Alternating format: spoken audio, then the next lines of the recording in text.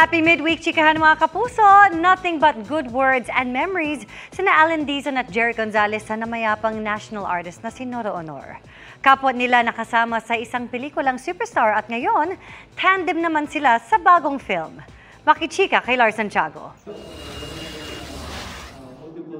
May hapding iniwan sa puso ng kapuso actors na sina Allen Dizon at Jerry Gonzalez ang pagpanaw ng national artist at superstar na si Nora Honor. Napakabait niyang katrabaho, napaka-professional, napaka-generous. Alam mo yun, every scene, every day na nag-shooting kami, every day siya namimigay ng pera, every day siya namimigay ng pagkain, lahat. So nakakatuwa, nakakamiss. Sobrang nakakalungkot kasi nanay ko po talaga siya. Tinuring niya akong anak and naramdaman ko yun. Bukod sa napaka-generous niyang tao, naramdaman ko talaga yung pagmamahal niya sa akin. Maswerte nga raw si Jeric dahil 3 pelikula ang pinagsamahan nila ni Ate Guy.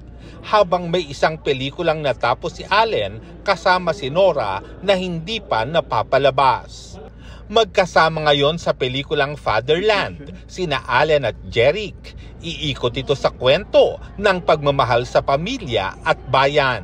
Ready na nga raw sila na magbalik trabaho at mag-promote ng film.